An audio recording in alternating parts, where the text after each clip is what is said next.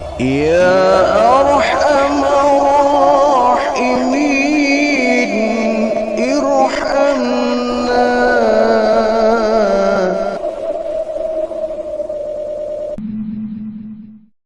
Di dalam hadis ini ada 4 pertanyaan dari Nabi Daud alaihi salam kepada Allah Subhanahu wa taala di dalam beliau bermunajat.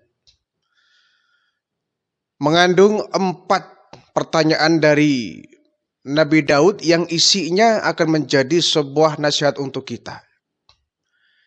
Satu hari Nabi Daud berdoa kepada Allah dan menanyakan 4 hal tentang apa yang Allah cintai atau apa balasan bagi mereka orang-orang yang berbuat baik. Yang pertama kata Nabi Daud alaihi salam, Ilahi ma jaza'u man say'a mayyitan ila qabrihi ibtiqa mardatik. Wahai Allah, apa balasan untuk orang-orang yang menguburkan mayit dengan niat mencari ridhamu ya Allah? Orang-orang yang mengantarkan saudaranya ke liang kubur dengan mengharapkan ridhamu, apa kira-kira balasan untuk mereka? Allah Subhanahu wa taala menjawab, Jaza'uhu an tusayyi'ahu malaikati fatusalliya ala ruhihi fil arwah. Mereka orang-orang yang menguburkan saudara-saudaranya ke liang kubur, kelak mereka akan dikuburkan oleh para malaikat. Dan mereka memintakan, malaikat memintakan rahmat kepada arwah-arwah mereka. Jadi balasan untuk mereka orang-orang yang menguburkan saudaranya di liang kubur, kelak dia akan dikuburkan oleh malaikat. Dan malaikat akan memintakan rahmat kepada Allah untuk orang-orang yang demikian. Orang yang mengantarkan saudaranya ke liang kubur, jelas ini pahalanya. Dalam satu hadis lain mengatakan siapa yang mengiringi saudaranya ke liang kubur, dia bertakziah, bahkan dimulai dari ia memandikan, mekafankan, menyolatkan sampai menguburkan, maka dia akan mendapatkan pahala seperti Jabal Uhud. Mendapatkan pahala sebesar Jabal Uhud. Jadi begitu besar pahala orang yang bertakziah mengantarkan orang ke liang kubur. Di samping ini merupakan fardul kifayah, kita juga bisa mengambil iktibar dan pelajaran. Ini yang terpenting ya. Kita bisa mengambil pelajaran dari apa yang kita lihat saat prosesi pemakaman. Itu bisa menjadi sebuah nasihat untuk kita. Hari ini dia yang saya bawa ke liang kubur. Mungkin besok, lusa, minggu depan, bulan depan, tahun depan, giliran saya. Orang-orang akan mengantarkanku liang ke kubur. Orang-orang akan membawaku, meletakkan aku ke liang kubur. Oleh karena itu saya harus berhati-hati dalam kehidupan ini. Karena semua manusia tentu sedang menunggu gilirannya. Semua kita sedang menunggu giliran kapan saatnya kita dipanggil oleh Allah Subhanahu wa taala. Itu yang pasti. Maka kita mestinya ketika bertakziah, kita hanya sekedar ikut saja. Kebanyakan kita hanya ikut, tidak kemudian mengambil nasihat. Ketika dia memandikan, dia mesti mikir, saya pun kelak akan begini. Dimandikan orang, dimandikan oleh anak-anakku, oleh keponakanku, oleh keluargaku. Ketika kita mengkafani orang, kita berpikir, dia dulu menggunakan baju yang mahal, dia dulu menggunakan pakaian yang bagus. Saatnya bagi dia untuk dibungkus dengan pakaian yang sangat sederhana, jauh dari kemewahan. Aku pun kelak akan demikian. Bajuku, pakaianku, jasku yang harganya mahal kelak akan ditinggalkan, dan aku pun kelak akan dibungkus dengan kain kafan yang putih ini.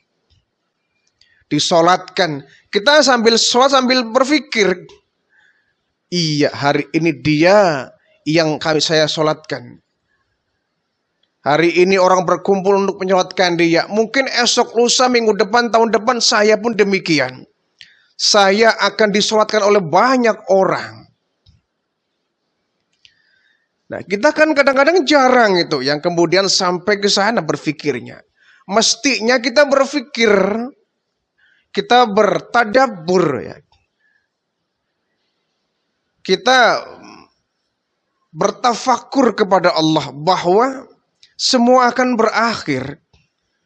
Orang yang kaya akan berakhir kekayaannya. Orang yang jaya akan berakhir kejayaannya. Semuanya akan berakhir dan kita akan kembali kepada Allah Subhanahu wa taala.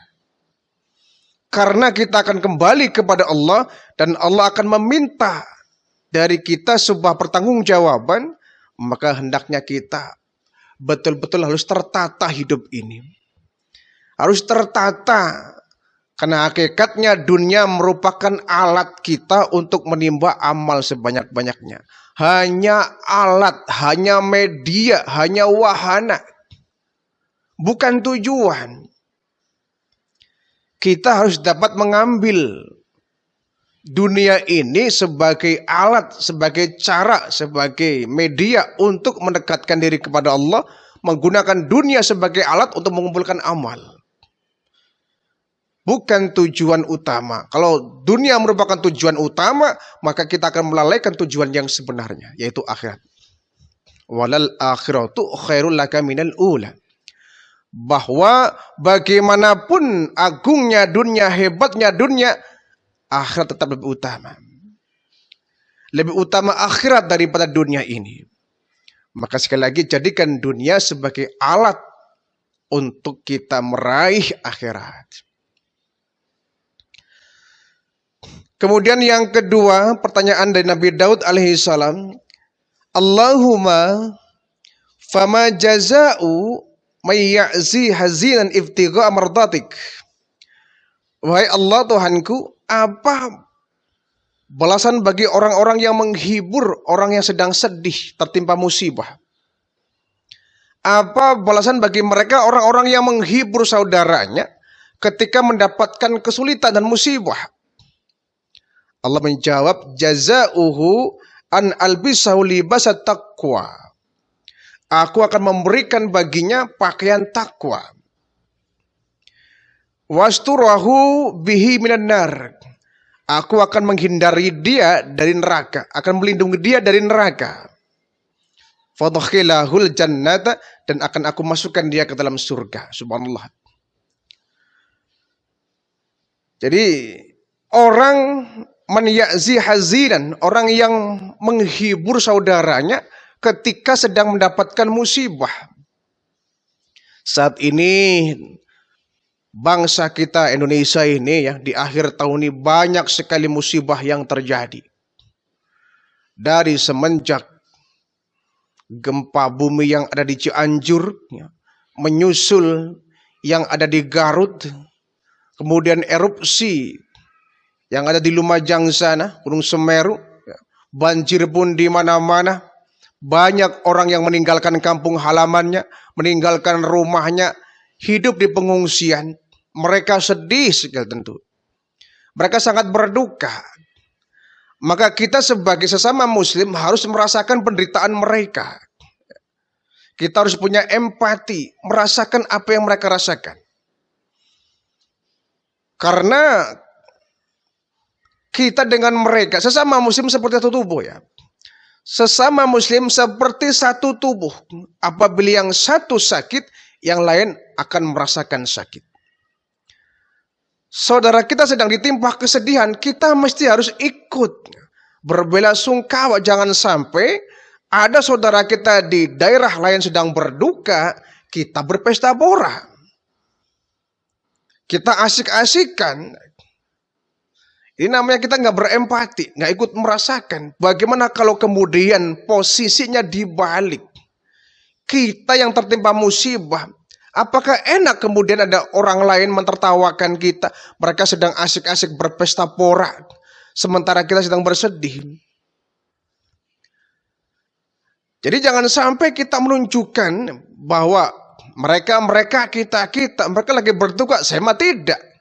Ya, jangan sampai. Kita harus merasakan penderitaan orang. Itulah Muslim. Ya. Satu sakit, yang lain akan merasakan. Kalau kita nggak bisa membantu secara material, paling tidak kita bisa membantu melalui doa. Kita doakan mereka, saudara kita yang tertimpa musibah, agar mereka diberikan kesabaran dan kekuatan iman. Dan juga mereka mendapatkan derajat yang tinggi setelah mereka diuji oleh Allah Subhanahu wa taala. Jadi orang yang menghibur saudara yang sedang tertimpa musibah, maka bagi mereka adalah bisahu libasat taqwa. Allah akan memberikan mereka pakaian takwa. Bukan pakaian sutra, bukan pakaian jas, pakaian wol, bukan, tapi pakaian takwa ya. Libasu takwa. Mereka akan diberikan pakaian takwa. Artinya takwanya akan melekat di tubuhnya, di jiwanya, seperti pakaian. Mereka akan diberikan ketakwaan yang kuat oleh Allah Subhanahu wa taala. Wasturahu bihi minan nar, dan akan dibentengilah mereka dari api neraka. Subhanallah. Mereka akan dibuatkan oleh Allah benteng-benteng yang kokoh yang bisa melindungi mereka dari api neraka. Fa'udkhilahu al-jannata, dan mereka akan dimasukkan ke dalam surga. Ini balasan untuk orang-orang yang menghibur saudaranya yang sedang sedih. Tetangga kita sedang musibah, misalkan ya, ada yang meninggal dunia, suaminya meninggal dunia, atau istrinya meninggal dunia, atau mungkin anaknya yang meninggal dunia, atau bahkan mungkin orang tuanya yang meninggal dunia. Kita datang, kita bertakziah. Ya, kita bertakziah, ikut merasakan musibah itu. Kita menghibur mereka. Bukan malah kita ikut membuat mereka sedih, tapi menghibur mereka. Sehingga mereka yang menangis bisa menjadi tersenyum. Yang berduka menjadi tertawa. Ini penting. Secara psikologi, orang yang sedang tertimpa musibah itu butuh pendamping yang bisa setidaknya membuat dia move on, ya, melupakan sejenak musibah yang terjadi. Ya. Jadi kita ketika memberikan bantuan kepada para pengungsi di pengungsian, kita harus hibur mereka. Dulu ada sebagian penyanyi yang datang, yang kemudian mereka membuat satu pertunjukan kesenian, ya, mereka bernyanyi bersama. Ini bagus sebetulnya, ya, bagus. Agar mereka tidak terlalu berat bebannya menghadapi musibah. Ini sangat penting sekali, sangat penting sekali. Sehingga dia tidak merasakan berat menghadapi musibah, dia ringan, dan dia pun tidak kemudian larut, ya. Tidak terlalu larut di dalam kesedihan itu. Kita pun ketika sedang menghadapi musibah, ya, datang orang menghibur kita kan ada sedikit ringan. Paling tidak beban kesedihan kita akan berkurang itu ketika ada orang datang menghibur kita, dan itu sangat penting. Makanya mereka akan diberikan balasan yang sangat setimpal. Mereka akan dijadikan orang-orang yang bertakwa. Mereka akan dibikinkan benteng dari api neraka dan akan dimasukkan ke dalam surganya Allah. Yang ketiga, Nabi Daud juga bertanya kepada Allah, Allahumma ma jaza'u man 'ala yatiman aw armilatan ibtigha mardatik. Wahai Allah, apa balasan bagi mereka orang-orang yang menyantuni yatim piatu dan janda-janda yang sudah tua renta dengan niat ingin mencari ridhamu wahai Allah. Apa balasan untuk mereka yang sangat tepat? Allah menjawab, jazauhu an udillahu yaumal qiyamati yauma la dhilla illa dhilli. Mereka akan diberikan pengayoman ketika di hari kiamat di padang mahsyar, yaumal qiyamah, di hari kiamat akan diberikan perlindungan yauma la dhilla illa dhilli, yang di mana hari itu sudah tidak ada lagi perlindungan kecuali dari perlindunganku. Orang yang menyantuni yatim piatu, fakir miskin, janda-janda tua yang mereka sudah nggak berdaya, mereka akan dilindungi oleh Allah nanti di hari kiamat ya. Di saat ketika itu sudah tidak ada lagi perlindungan kecuali dari Allah Subhanahu wa taala. Orang di padang mahsyar ketika menunggu giliran dia dipanggil oleh Allah untuk disidang satu persatu, semua kita takut, gelisah, resah itu. Tidak ada orang yang kemudian merasa senang. Hampir semua orang ketika itu murung ya. Tentu bagi mereka orang-orang yang berdosa. Namun tidak bagi mereka orang-orang yang mendapatkan anugerah pahala yang besar itu. Nah, kita berharap semoga kita nanti di padang mahsyar termasuknya kelompok yang senang ya, dilindungi oleh Allah. Karena di hari itu tidak ada seorang pun yang bisa nolong saudaranya. Bahkan selain dari baginda Rasulullah, nabi-nabi selain baginda Nabi nggak akan sanggup memberikan pembelaan di hari kiamat kepada umat-umatnya. Hanya baginda Rasulullah saja yang berhak memberikan syafaat dan pembelaan di hari kiamat. Sehingga di padang mahsyar itu satu riwayat menjelaskan Rasulullah lah satu-satunya orang yang paling sibuk ketika hari kiamat itu. Sibuk memberikan syafaat kepada mereka orang-orang yang minta. Dan terutama yang diutamakan adalah kita umatnya. Nah, orang yang ketika di dunia suka menyantuni yatim piatu, mereka akan dilindungi oleh Allah di hari-hari di mana ketika itu sudah tanpa ada perlindungan manusia kecuali dari perlindungan Allah Subhanahu wa taala. Jadi anak-anak yatim kita ini bisa menjadi sebuah ladang bagi kita ya. Berbahagialah, beruntunglah orang yang diberikan harta, kekayaan, dan dia kemudian diberikan rasa peduli kepada fakir miskin yatim piatu. Sungguh beruntung mereka orang yang rajin menyantuni yatim piatu. Sehingga doanya sang yatim ini kemudian diijabah oleh Allah Subhanahu wa taala. Kenapa begitu? Karena Nabi pun merasakan kok, karena beliau semenjak kecil sudah tanpa kedua orang tua. Usia 6 tahun Nabi sudah yatim piatu. Tidak punya bapak, tidak punya ibu. Dan beliau merasakan betul pahitnya hidup tanpa adanya dampingan orang tua.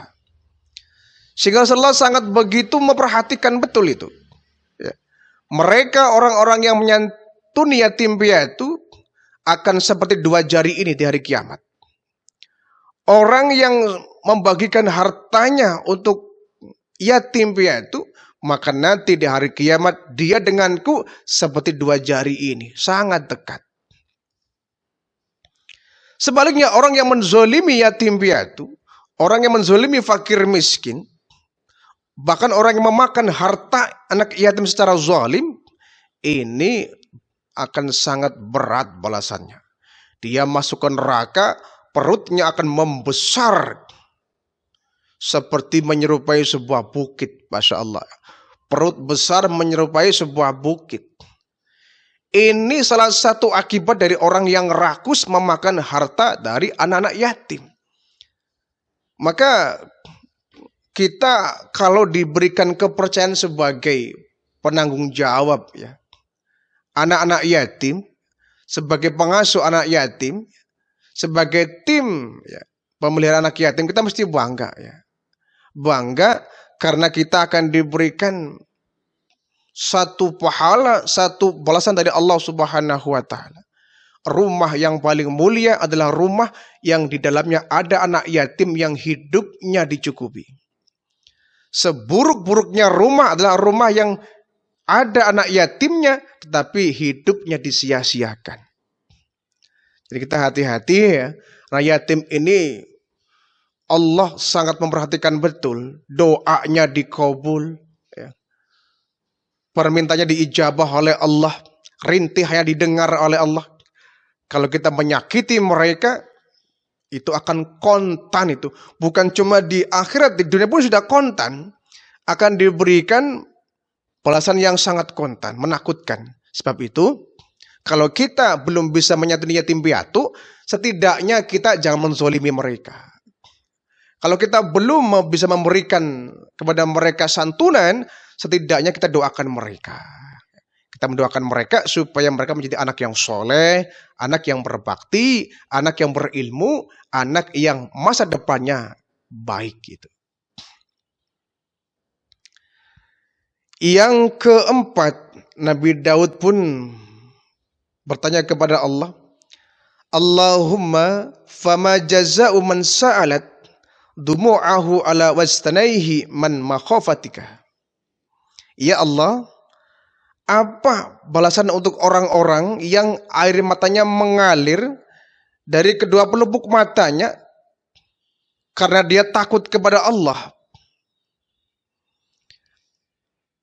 Allah menjawab, qala an ankiya wajhahu lafa jahannama wa qiyahu yaumal qiyamatil faza'al akbar. Orang-orang yang dulu suka meneteskan air mata karena takut kepadaku, maka aku akan menjaga wajahnya dari tamparan api neraka. Subhanallah. Dan aku akan menjaganya dari dahsyatnya peristiwa hari kiamat. Subhanallah. Ini hadis qudsi ya. Hadis qudsi yang insya Allah hadis yang sangat sahih. Ini merupakan firman Allah melalui lisan dari baginda Rasulullah sallallahu alaihi wasallam. Balasan untuk mereka orang-orang yang suka menitikkan air mata, menangis di hadapan Allah saking takutnya kepada Allah. Tangisan taubat, tangisan takut kepada Allah. Maka kemudian Allah an'akiya wajahu lafha jahannama. Aku akan melindunginya dari tamparan api neraka. Subhanallah. Ini Allah yang melindungi langsung. Allah yang melindungi langsung dari tamparan api neraka. Air matanya yang tertumpahkan ketika di dunia karena takut kepada Allah menyebabkan dia dilindungi dari api neraka. Air mata taubat, air mata yang takut kepada Allah. Di tengah malam dia sujud, ya. Dia qiyamul lail, berdoa, bermunajat sambil meneteskan air mata ini. Subhanallah, ini air mata mahal ini. Air mata mahal. Kenapa? Ini air mata takut kepada Allah. Ini air mata yang akan menjadi sebuah tameng, benteng untuk melindunginya dari tamparan api neraka. Bukan air mata karena kesedihan meratapi kehidupan dunia ini. Bukan air mata karena dia menggerutu kehidupan di dunia ini, tapi air mata yang dia takut kepada Allah Subhanahu wa taala. Ini air mata mahal. Air mata mahal. Kita kadang-kadang sulit ya kalau harus menangis ketika sholat, itu sulit. Kita kadang-kadang sholat banyak yang kita ingat, yang menyebabkan kita nggak bisa merenungi apa yang kita baca ketika berdoa, ketika kita sholat. Karena memori kita terlalu penuh dengan berbagai macam cerita di luar sana. Akhirnya ketika kita berdoa kepada Allah, kita bermunajat, kita nggak fokus kepada Allah itu. Sehingga akan sulit meneteskan air mata itu. Ya ini kita malah dianjurkan ya. Tidak batal. Orang yang sholat kemudian dia menangis tidak batal. Beda ketika dia sholat, dia tersenyum, dia tertawa. dia akan membatalkan sholat kita. Tetapi kalau kita sambil menangis, itu tidak dosa. Apalagi menangisnya karena memang takut kepada Allah, takut dengan dosa-dosanya. Dia menyesali akan dosa-dosanya dan dia menangis di hadapan Allah, ini luar biasa. Air matanya akan menjadi tameng, akan menjadi benteng yang akan melindungi dia dari tamparan api neraka. Wa aqiyahu yaumal qiyamatil fazal akbar. Dia pun akan dilindungi dari peristiwa besar pada hari kiamat. Kalau dia menyaksikan hari kiamat ya, dia tidak akan diberikan rasa takut menghadapi peristiwa kiamat. Dia akan dilindungi dari berbagai macam peristiwa besar di hari kiamat.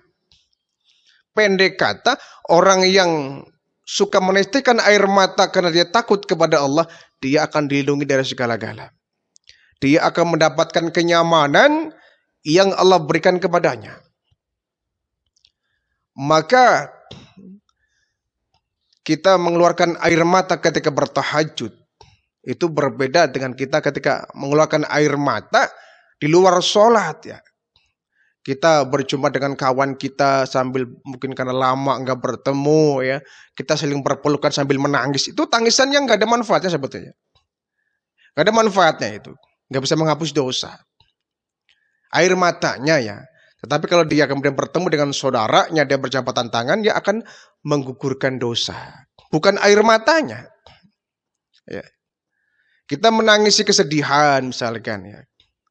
Kita kehilangan saudara misalkan ya. Atau orang tua kita meninggal dunia. Kita menangis. Tetapi air mata yang tertumpah ketika ada musibah itu nggak akan menghapus dosa. Karena itu air mata yang sifatnya adalah menyesali kondisi. Ya. Sedih melihat kondisi yang ada. Tangisan yang bisa menyebabkan kita dihapusnya dosa, tangisan yang kita takut kepada Allah. Kita rindu kepada Allah. Ya. Tangisan yang kita mengharapkan ridho dari Allah.